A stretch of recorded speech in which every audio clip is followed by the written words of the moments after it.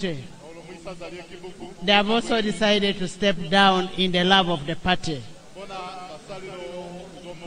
Just move ahead here.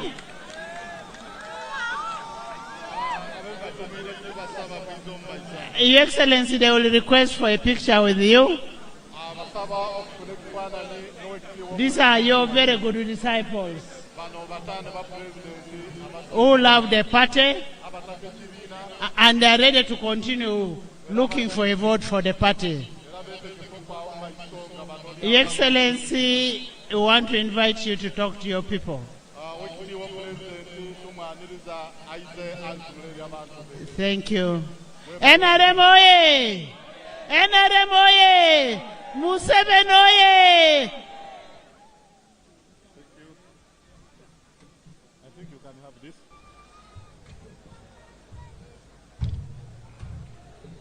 Leka tukubire President Museveni engalo ez'amaanyi.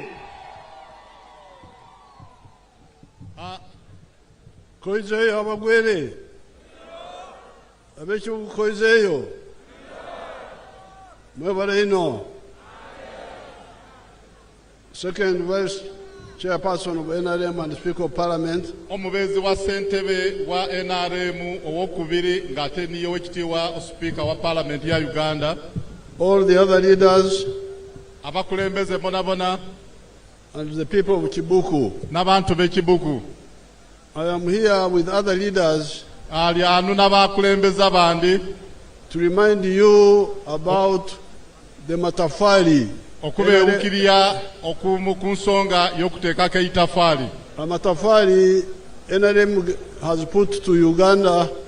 Amatafari NRM agetekere okwigwanga Uganda In the last 40 years. Omu myaka 40 agabitire. We were active even before that. Baali bagunjuki omu even ebiseera ebyali bikaali kutuuka. But naye in the manifesto we covered only 40 years. Omu manifesto yaiswe ekibiina kye NRM eringirire myaka 40.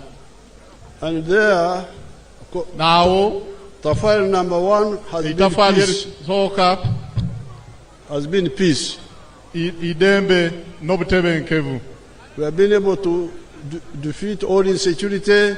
Tubaire o president asoboire kulwanisya ebyo byona ebitawanya obutebenke. And cattle rustling. Okuiba kwente. Using guns. Nga bakozese mundu. That's why there is peace now in the whole country. Kyovali wo obutebenkevu omu Uganda yona yona. The second contribution has been development. Development has got two sides. One side is economic infrastructure. You have seen what has been done in the Buked area. Economic infrastructure includes roads, electricity, telephones, water, the railway. We call that, you can translate it as emisingi y'ebyenfuna. Ejo niye gibeta emisingi y'ebyenfuna. Economic infrastructure. But there is also social infrastructure.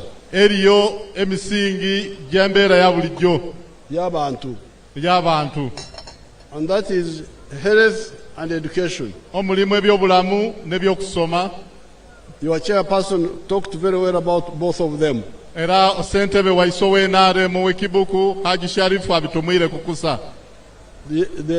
the social infrastructure, our plan is to have one primary school per parish of the government.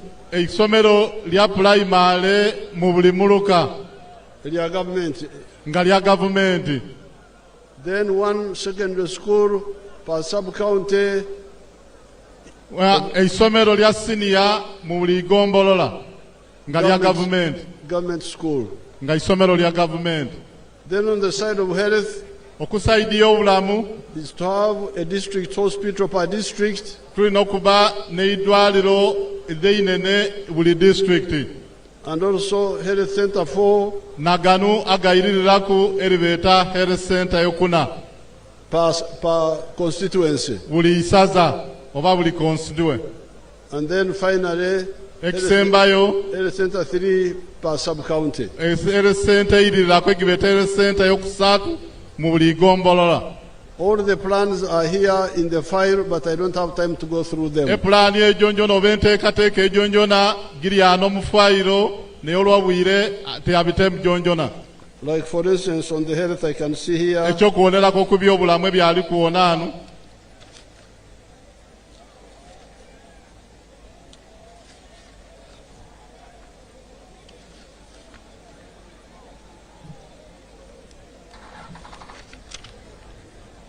I can see alikuonao that you have got one health center 4, and you have got 13 health center 3s.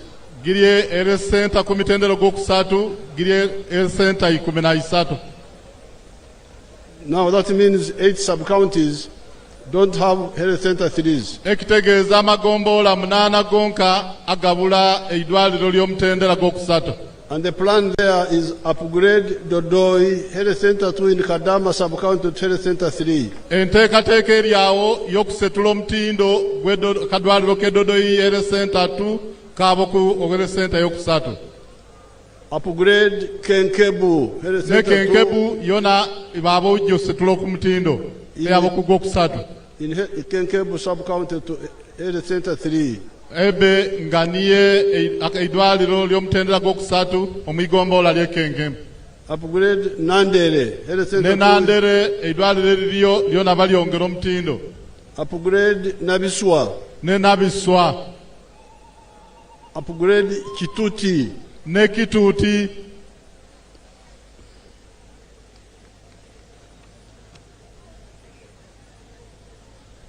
Upgrade Nankondo. Ne Nankodo.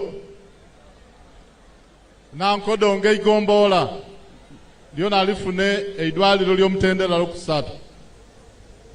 And upgrade Moru health center 2 in Kasasira.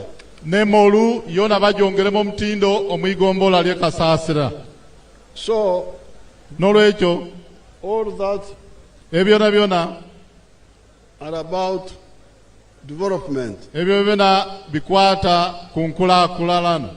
The two sides. Eby'emirundi empeeyi ibiri. Economic infrastructure. Emisingi gy'ebyenfuna y'abantu.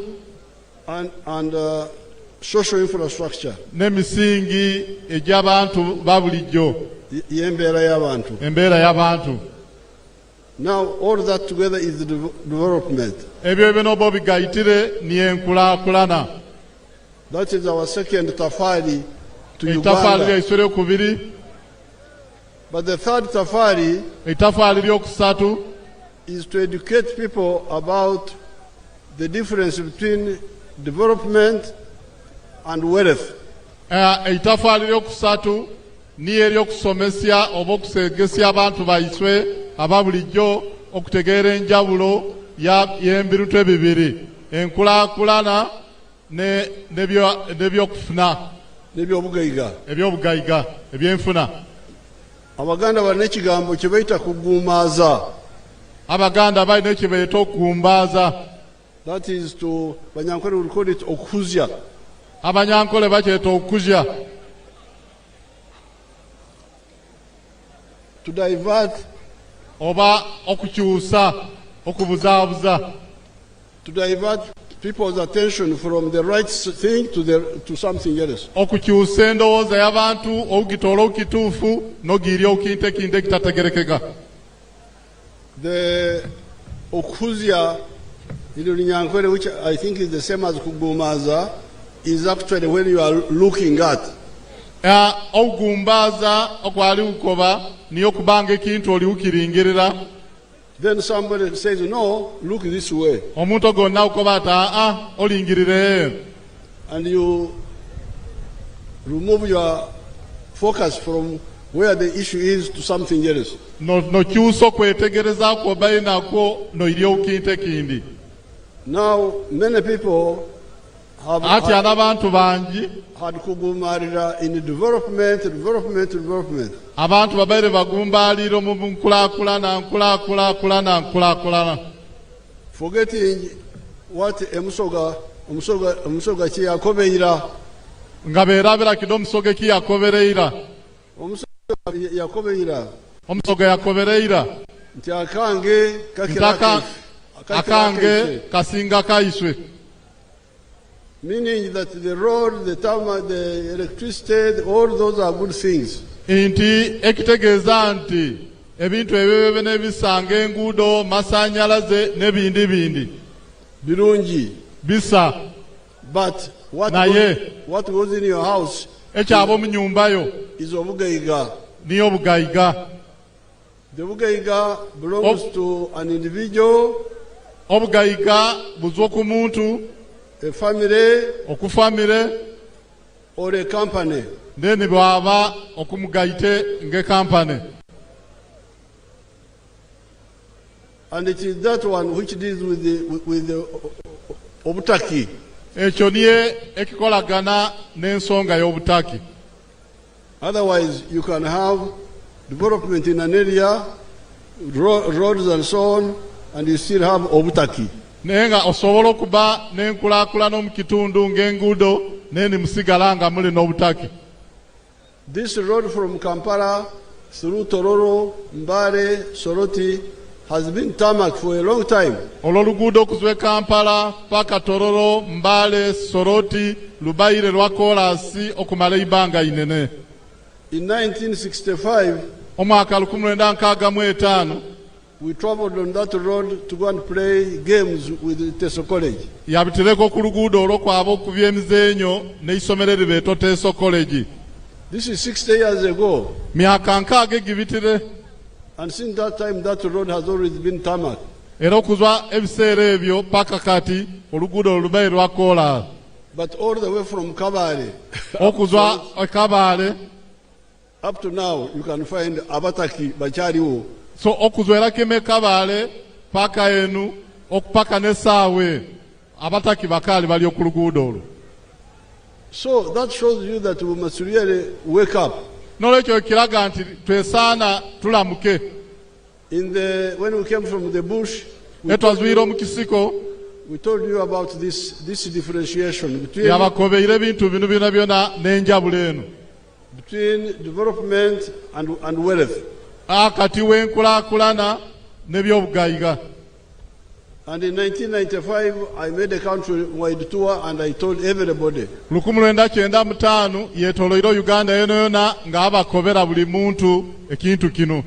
And in the manifesto of 1996, we told you about the 4 acres model. Omulamwa gwe Keina. 1 acre for coffee, 1 acre for fruits, 1 acre for pasture for dairy cows, and 1 acre for food for the home. Then in the backyard, eggs for poultry for eggs, and then piggery. And in the lowlands, near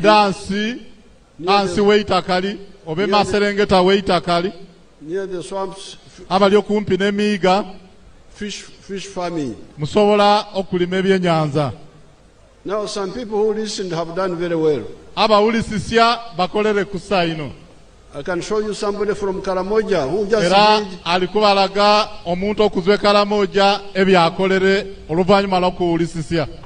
who just did fruits only.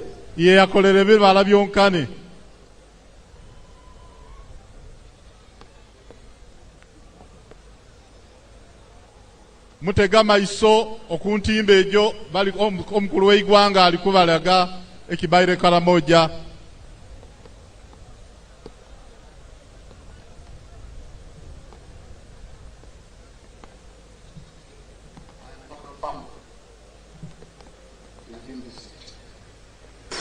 My village here is called Arangetai West.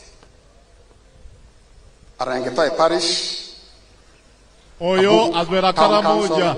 We shall summarize later. In Karamoja. The mango trees you are seeing here were given to me by the President through Operation Wealth Creation. I received 200 mango seedlings and I planted all, and they are all doing well.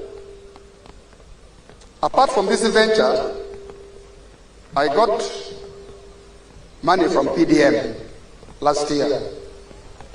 I got 880,000. And I used 800,000 for buying 10 goats. And the goats are there. They have multiplied. They are now 16. Part of the money of PDM I used for buying cassava stems. Through that money, I've managed to plant 2 acres of cassava. They are now doing well. The first acre I intend to harvest next year in January. Then for the mangoes, you are seeing, I started harvesting last year in 2023. The first harvest, I got 6 million. That was in June. Then second harvest in November, I got another 6 million. So last year, from these mangoes, I got 12 million shillings. I've been selling to the people around. Actually, Soroti Fruit Factory has booked this mango. They want me to take this mango tomorrow, 2025, to the factory. Actually, I've been selling locally. I've been selling 1 at 500 shillings, 2 1,000. And people are buying. These mangoes are very good. The mangoes trees you are seeing here are giving me money, a lot of money. And I want to thank His Excellency, the President of the Republic of Uganda, Kaguta Museveni, for coming up with the idea of Operation Wealth Creation in the country. This is money. I am not going to suffer. My children will not suffer because of this wealth. I call it wealth now. I always invest. I don't invest mango. I invest money, not mangoes. So I want to thank our President so much. And next year, if all goes well, I expect to get 18 million first harvest. And then second harvest, I also expect to get 18 million next year, 2025. So altogether, I expect to get 36 million shillings. And this money I will use for paying fees for. Now, that man is not in Mukono. Alikupangisya Mukono. Is not in Mukono, is not in Jinja. Tali Mukono, tali Jinja. Is not in Iganga. Tali Iganga. Is in distant Karamoja. Aliedi Yala Karamoja. Karamoja is like 200 miles from here. Karamoja kuzwanu kumpi mailoti bibiri. And the roads are not so good. Erengudo tinsa ino. So the Enkurakuran is not so good. Olenkurakurana tiense ino. But Obugaiga Burio. Naengo Obugaiga Burio. Now that is that man. I will give you my own example. I have got a model farm in Lira. Alikuta akubawa echokuonera ku ikiche yonyere aline farm yo mtendo eyokuonera ku erira ali ujibalaga mulingiriro ku ntimbejo. My name is Dr. Maurice Ochen.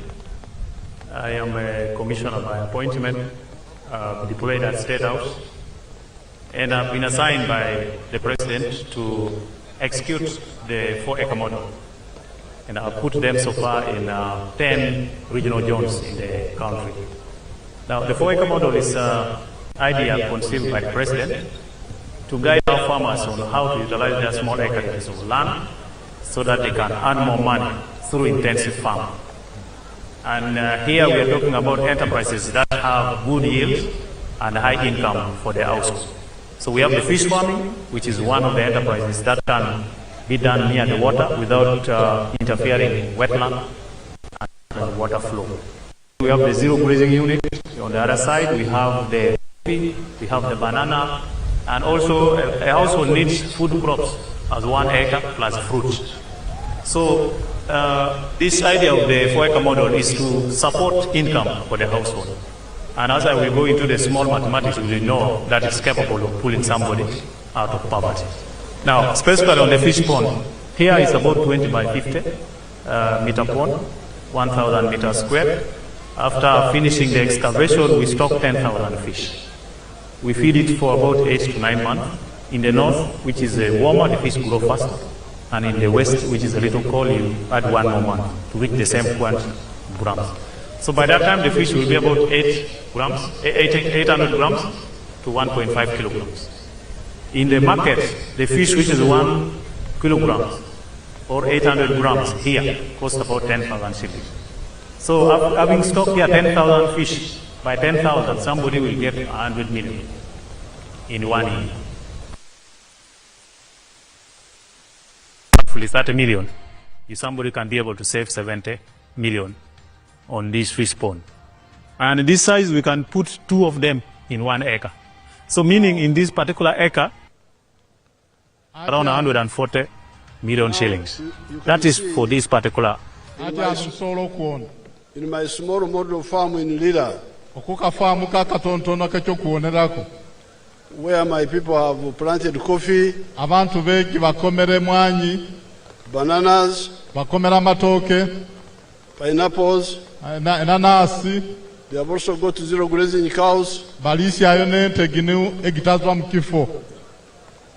they have also done a 1 fish pond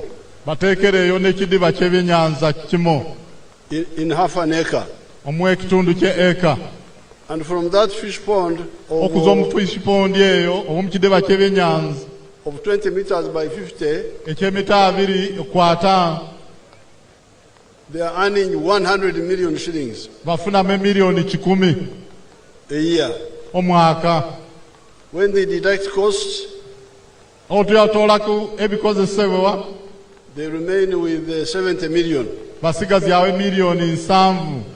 But in an acre, you can put 2 such fish ponds. Therefore, from the fish ponds alone, in 1 acre, my people are earning 140 million.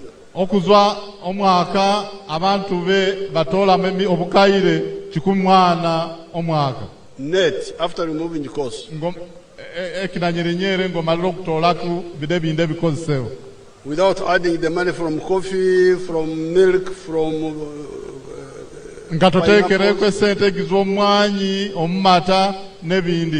but from 1 acre of fruits, you heard how the Karamoja man is earning.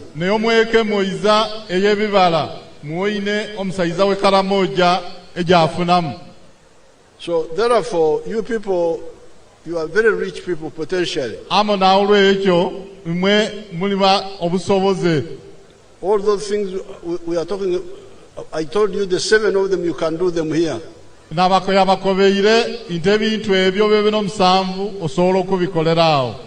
ones we proposed in 1996.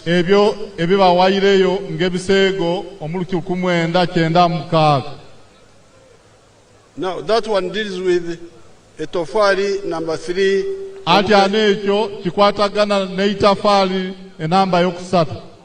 The one of Obugaiga Maka.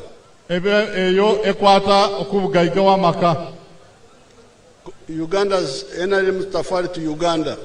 eyo itafaali ly'NRM ku Uganda.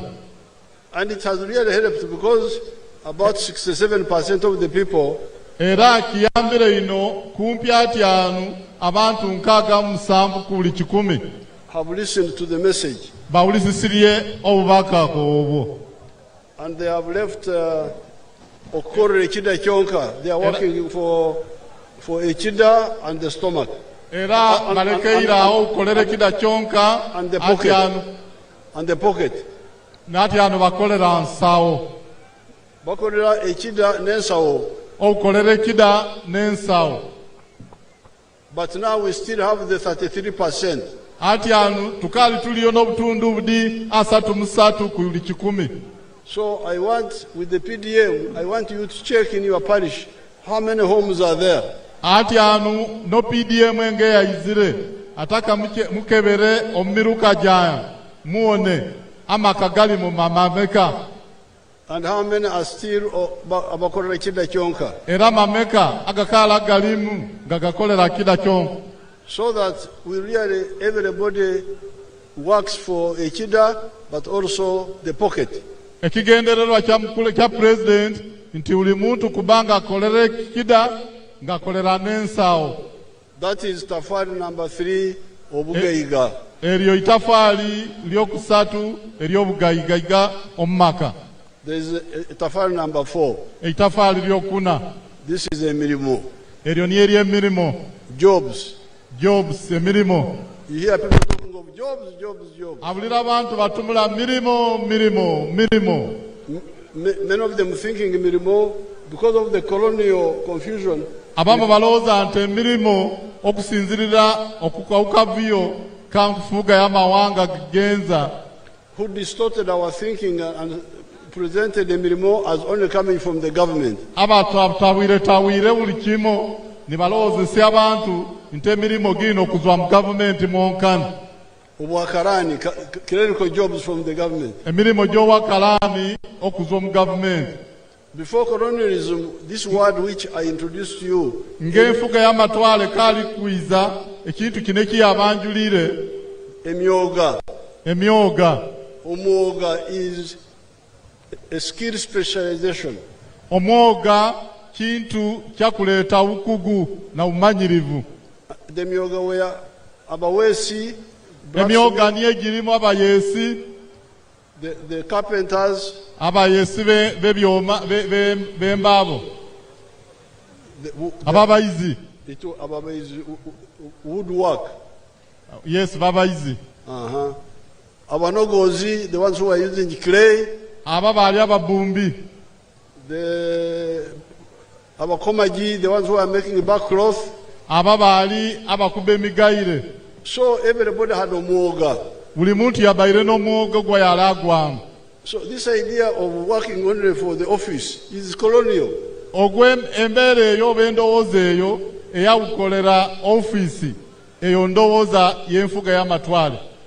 So we are now going back, everybody to have omwoga what he is doing. Ati anu aliukanjayo Uganda okuoneka nti buli muntu alina omwoga ogwagwamu. But a modern one now this time. Naye ogw'omulembe omulundi guno. Money making. Nga gukole sente. So let me show you where jobs come from. Let's see Byamukama of Kakumiro. O President alikubalaga. Welcome to Kamai Demonstration Farm. My name is Fred Byamukama. I'm a Member of Parliament of Buganges West Constituency, Kakumiro District. We are now at our 4-acre demonstration farm. The land we have here is approximately 4 acres. This is a farm we started 2 years back here, 2.5 years back. And on this farm, we have half acre of pineapple, has 6 cows for 0 grazing. We have poultry, about 25,000 birds, but only 11,000 are giving us eggs. And we have 1 acre of grass. We have piggery, those are very many.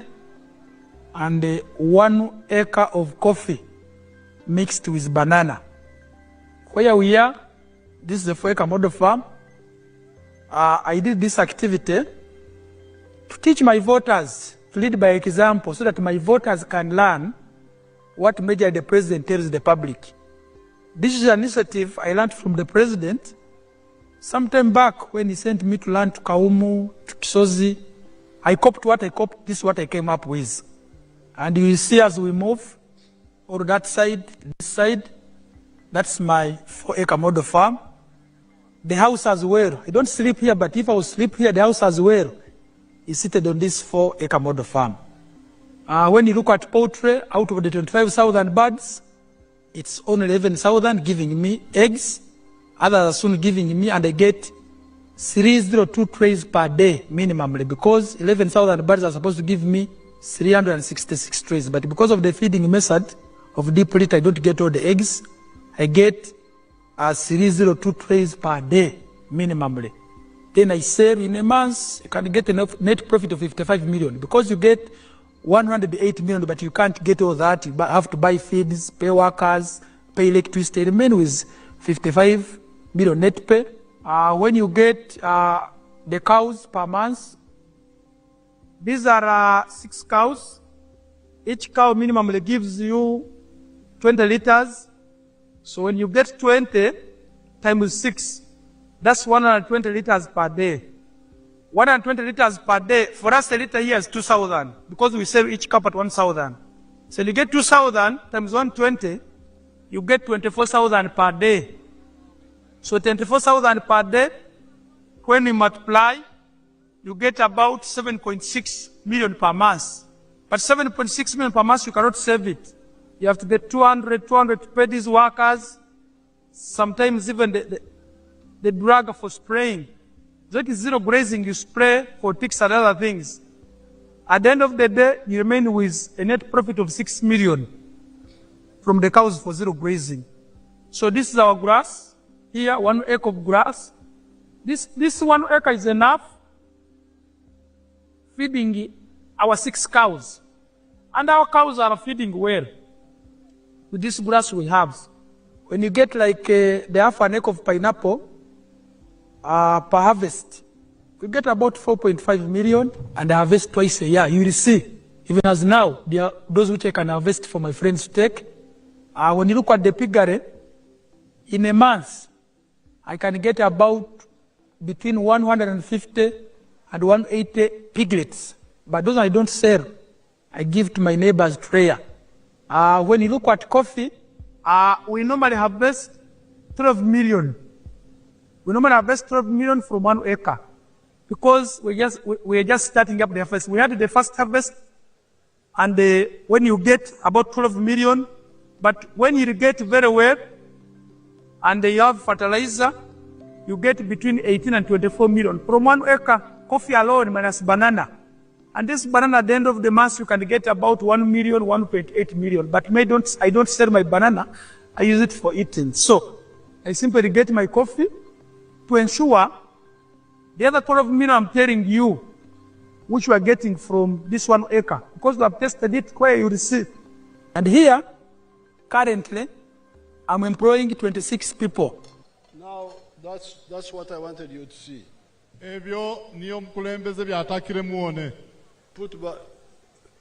You have heard the story of this young man. He was elected to Parliament 4 years ago.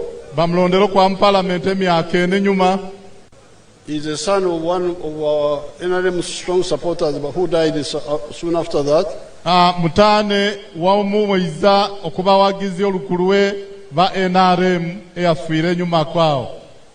When the boy was elected, he brought him to me in Raitura.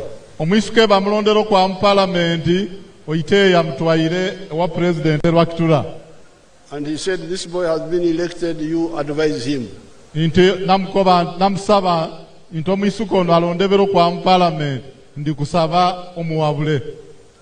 And I told him what I'm telling you now. And what I've been telling Ugandans for the last 60 years.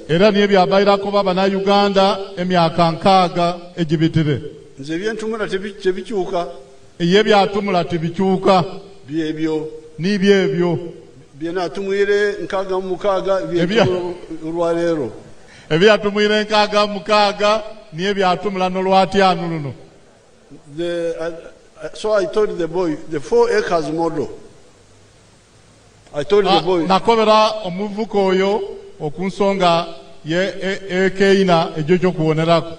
And as you saw, he went immediately and implemented. Era ng'emuwaine yabire mangu ino natuukiriryo president amagezi agamuwaire. He has got coffee, alina emwanyi, bananas, alina amatooke, pineapples, alina enanasi, the dairy cattle, alina ente gy'amata, pigs which he doesn't sell, he gives free to his constituents. N'embizi egyatatunda naye wegibyala agabira abairanu abe bona baliisya.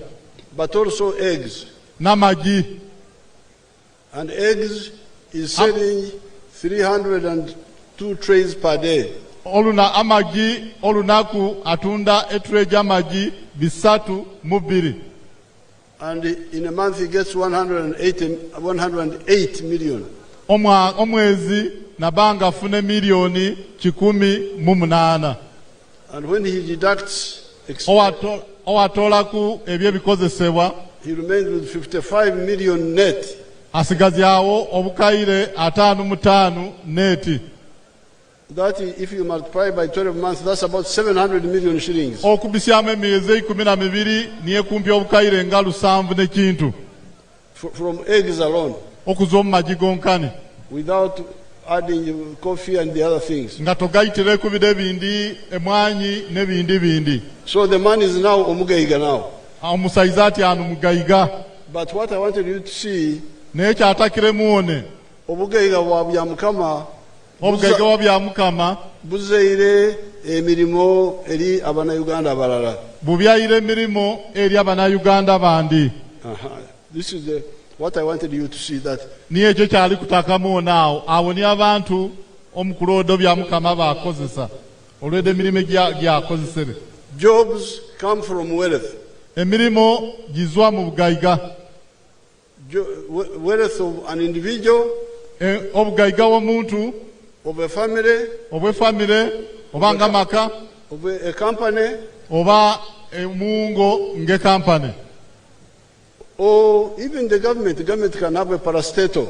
Ne government yona esobola okuba n'ekitongole. A company, not kitongole. Company. Kitongole is the department. So if it is a parastatal, it can also create jobs.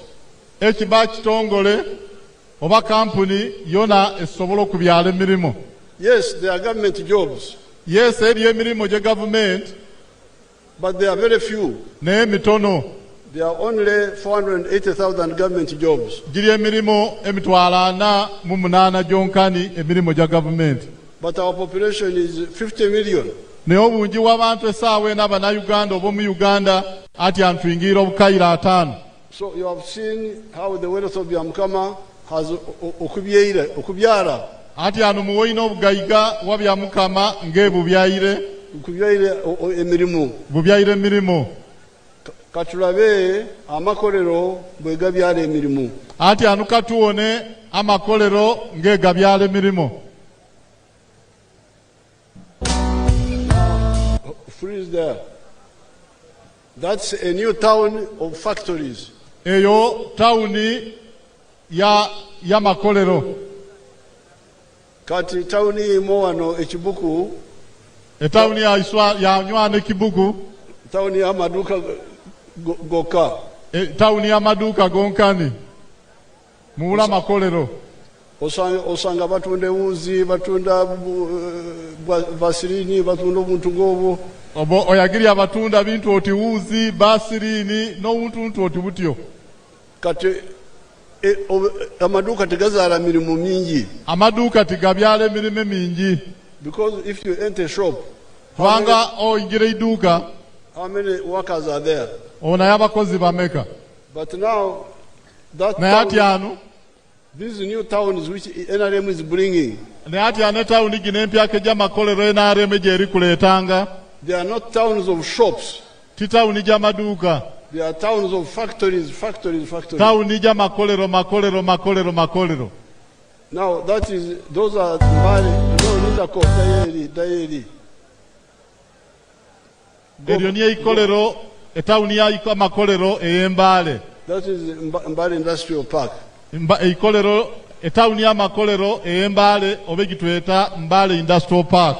Abasinga maiteyo. There are now 75 factories there. Ati anu mulimu amakolero 75 omutawuni ya amakolero ey'Embale. Let's see the jobs in one of them. Let's go inside and see. Katwabo munda tuone obungi w'emirimu egiri mu ikolero erimu. Now you can see how many young people. Ati anu muli kuona aminyeete mito abaizwiraawo. Working in one factory. Bali ukola mu ikolero limu lyonkani.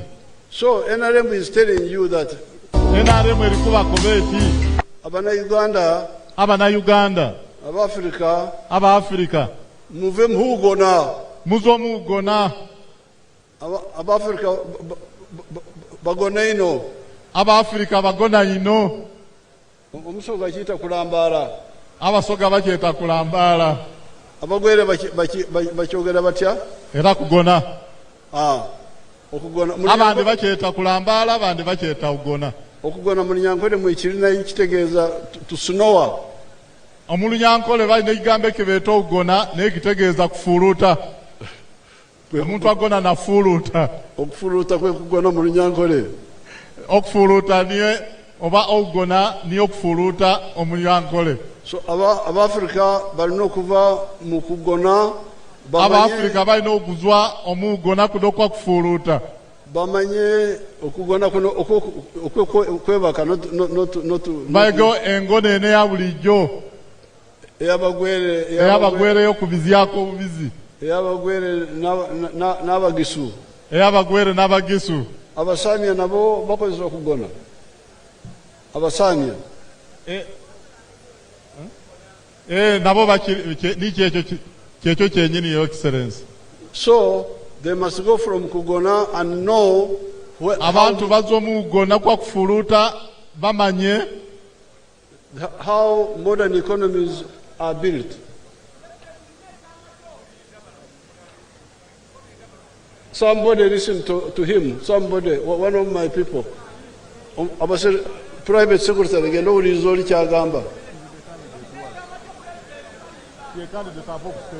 Muleke, bring him here. Wait. Let him come that side. That's one. Is there. No, you tell this one. Not you, the secretary. Owekitiibwa president yoyo omu ku bakandidate baffe be bava okwanjula wano. Bamuyitaga Abdallah. Take him there. Don't hide him there. Where is it? Yes, you. Link him with her. You go what? Speaker. Okay. O president ali ukobono nti etimu ye ejirenga emuulisisya. So, nolwekyo this is tafari of NRM number 4. Eryo itafali lye NRM lyeteeka ku Uganda namba yokuna. As I speak today, ng'owatumulo lwati the factories have created 1.3 million jobs. Amakolero gabyayire emirimu emiliyoni moiza n'emitwalo 3. That means 3 times more jobs than the government jobs. Ekitegeeza emirundi 3 okusinga obungi bw'emirimu egibyaliwo gavumenti. And the hotels and transport and agriculture also have amahotero ebyentambula n'ebyokulima byebera bireeta emirimu. So this is tafari number 4 by the NRM to Uganda. Eryo itafaali lyokuna egavumenti y'NRM eryeyongera ku Uganda. There are 3 other tafaris, but I don't have time to go into them now. Eri amatafaali agandi 3 NRM egeyongera ku Uganda naye olwabwire tuyagabite mugongona. When I give a press conference in Mbale, I will give all of them. Obuyaba n'olukungana lwaba n'amawulire egibete press conference Mbale ebisinga obungi byebe naye abimalayo. But let me end now oleka komenkereze nti with the issue of free education. n'ensonga y'okusoma kwa bwerere bonna basome. In 1996, I introduced free education. Omwaka 1996 President yatandikirewo enkola ya bonna basome, bonna basome obokusoma kwa bwerere. But some people don't understand it. Naye abantu abamu tebakitegeera. They kept bringing back charges in government schools. Basigalanga bayirya ebisale omu masomero. And as a consequence, children are chased out of school. Olw'obuzibu bwekyo abaana bangi bali kubingiwanga omu masomero. When I saw that, obuyawolina ekyo I decided to peacefully yasalirawo omuyiwa oyo to show that this is a mistake, and I would want people to learn and stop the mistake. Yasalirawo omuyiwa oyo okulaga nti eyo nsobi abantu balina okwega. No, the ones who are blocking education with school fees should stop. Abo abakozesa okusoma nga kwebisale kulina okukoma. That's why I started skilling hubs. Kyova yatandikirewo essomero oba eitendekero lya obumanyirivu n'obukugu ery'etirinyi. If there are some of my graduates here, they can come and two of them can ano tuliwo n'abakugukira abafulumire omu isomero eryo erya bukugu n'obumanyirivu erireta industrial hub etirinyi. Abali anu President alikubeeta bayizeko mu maiso.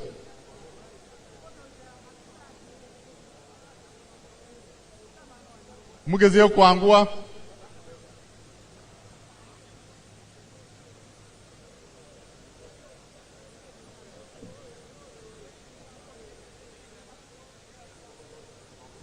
We can have testimonies of a boy and a girl.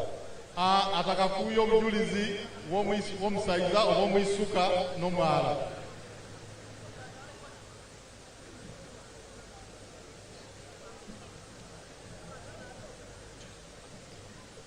NRM oye! Yoweri Kaguta oye! President Museveni oye! Museveni ameo! Museveni Parklas! Amalina banjetakire okubazali nga nizo moiza okubabaire omukerizono industrial hub. Inswa Bukomolo village, Kotolo parish, Kirinyi sub county, Kibuku district. Banange inabaire nkali kwa obuhabu nabaire ingandi yawo intyo indisiri abantu indiawo imbula kubanga inazuiro ku isomero nasomere kubaka siniafo olwena malire nabitire kusa nenga imbule sente ginyongerayo nabeirawo ingandi staka era ngandisiri abantu nabeirawo chairperson LC3 ngalanga okulumbe okulya buli kimo netusoma kusa netumalirira ina malire ninzwayo wasoma chi Your Excellency nasomere byengaito inazuireyo nenjira omukyalo nabaire mwizo ku bantu abafunireko ko parishimodo omukulisi okunalisyanga naliwo kunakateke nalinfunire ningeita ku parishimodo nenfuna postbed nentandika okutunga engaito inga intunde engaito ejo nenyongerako obusente nengula ebintu ebindi. Your Excellency sa neyongeireyo ninkola ninsufuna esente nimbanga neyongera. Your Excellency wawula oziwa wundi kumunawo inkalubirirwa muko kutambulya ingaito jange ogitwala omutale okubanga ngitunda kubanga kyo ukalubirivu okubanga netika engaito ejo kumutwe okutwala omukatale.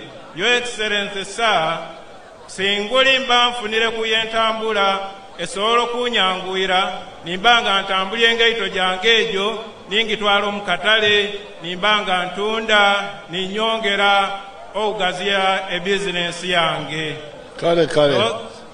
I've understood. Kibuku oye! NRM oye! President oye! Amayinene Dozi, impiti wakili ya Babra, Dwata Masabu Kaunte, Kiriolo Parish, Kiriolo Village, Kibuku District.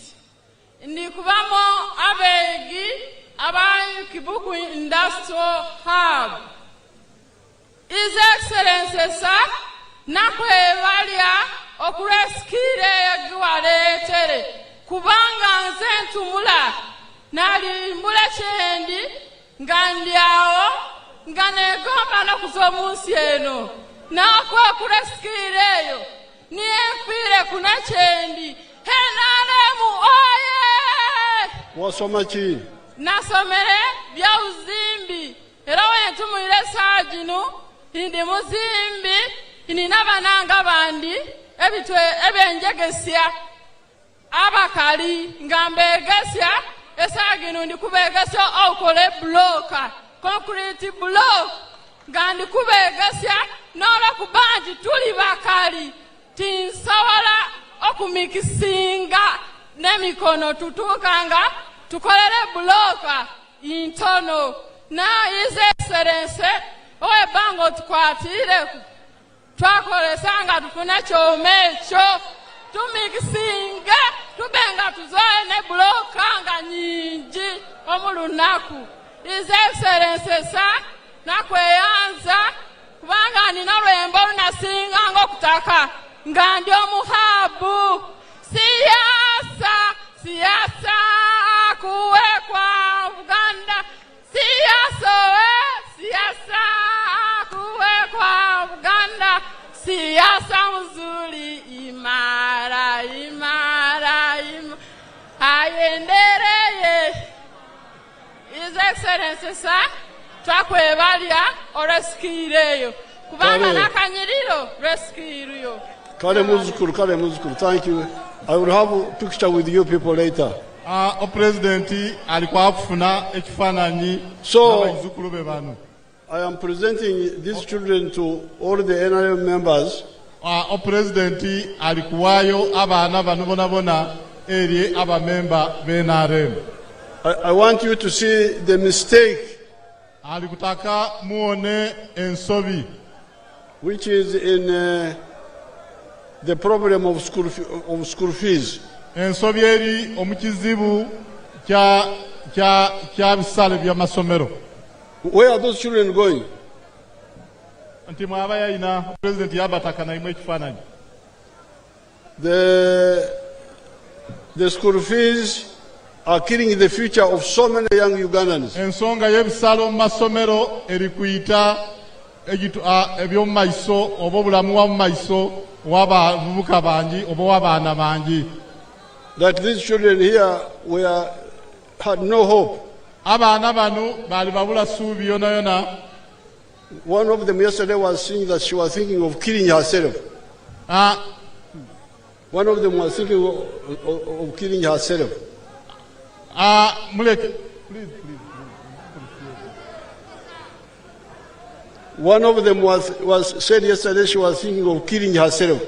Ebintu bya bisale omu masomero byalinga biyite future y'abantu bangi eno na nyerenga mwali. No, she was saying that she was thinking of killing herself. Ente eriyo eyabaira takira okweyita olw'ensonga y'ebisale bya masomero. But when I trained them for 6 months, see what they are able to do.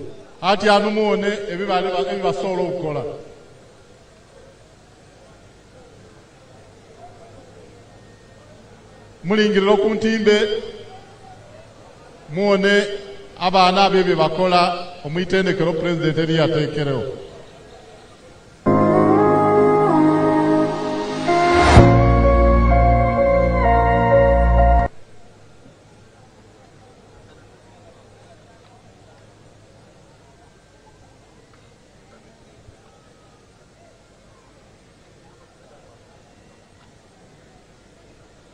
So, some of those products they are making, we have been importing them from China, from Dubai, from...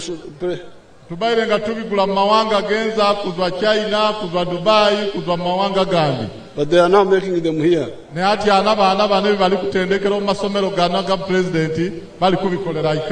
Just after 6 months. So you can see the harm which is being done. Therefore, I call upon the NRM people to really to discuss this, and when we finish the elections,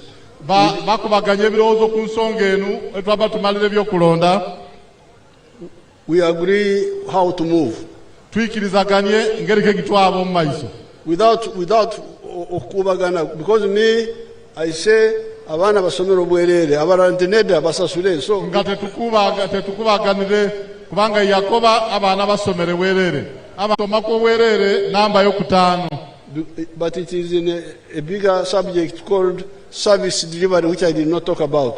Nenga bakiwumbira omukitu ekinene ekibeta empereza emirimo ekyananda tumulako lwati obuweereza in summary. But that one I did not talk about. But I just got that element. So therefore, when somebody says, why are you supporting NRM? These are the reasons. NRM, what it has done, and what it is planning to do. NRM oye! Kibuku oye! Mubireko presidenti. Mubireko presidenti. Bukedi oye! Uganda oye! East Africa oye! Voting for NRM oye! Mwebaleino. Mwebale dala o presidenti eyoniye ntumulaye jemuli. NRM oye! NRM oye! Abe Kibuku mwebale okulirisha mukakati presidenti oisukeyo. Ati alisera chinu presidenti alifwaba okukwase bendera abo abafulire bendera abe mawayire nga muli omukalulu bakobeire itabe bendera twabanjula moiza era bamala bakube ekifaanani no president eyasooka ekulu niyo mukyala Katoko Siridi Adamba.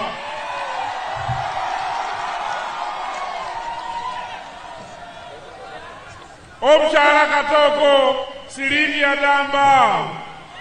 Mwawa nani? Mwawa yoyo NRM. Omukulu abukwatise bendera. Muwa basi yonkani. Eyayiraku niyo Dr. Wakida.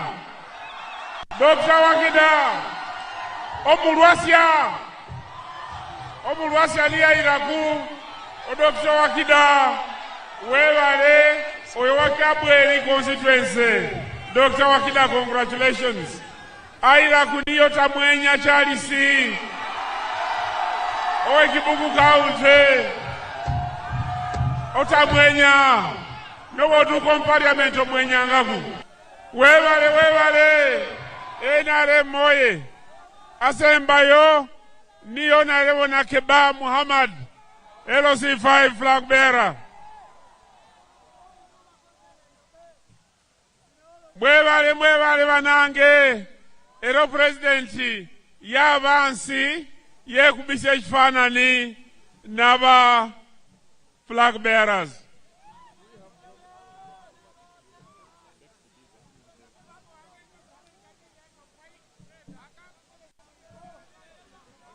Right Honorable Speaker Yegato President nga National Vice Chairperson abo mukifaanani.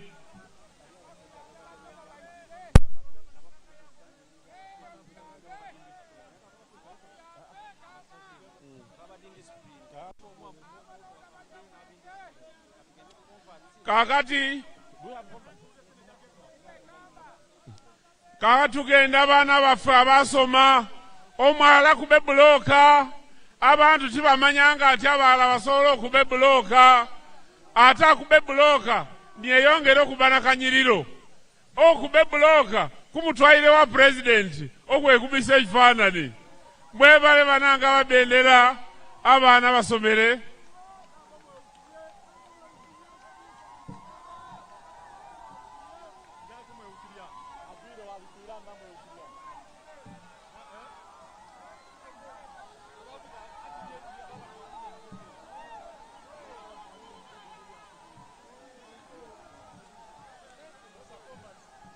ati ano eriyo banange eriyo bananga abaweine omusana badi bali kwiza okwegata abandi bazwa mu UPC abandi bazwa mu FDC abandi bazwa yaina bali kwiza okwegata okwenarem esati jawe girina mubaweine banange mubayambe. Okay, let's take the mufukame maso ga president the converts nga mutunula mu kamera mufukame abo ba converts baffe basobodde okomawo ewaka. Leka tukubire president Museveni omutima omulungi gwalina okulabamu n'abaana abakomyewo mu NRM. Tubakubire engalo ez'amaanyi. President Museveni oye! NRM oye! Thank you so much. Your Excellency, we love you so much. Thank you so much for loving us. As a young generation, we promise that to protect the gains, you're the first gain that we want to protect on 15th of January 2026. Bamaka abagendo kuwa muzeeya akalulu. Kibuku oye!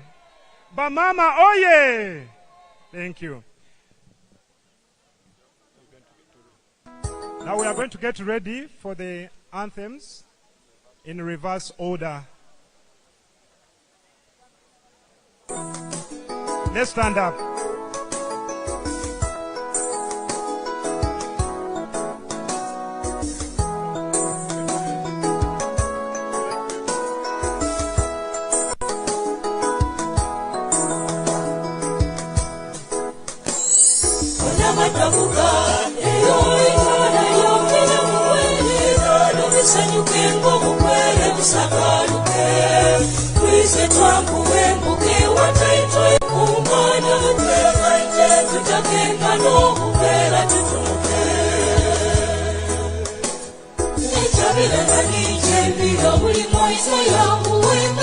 Kulembe, Baba, you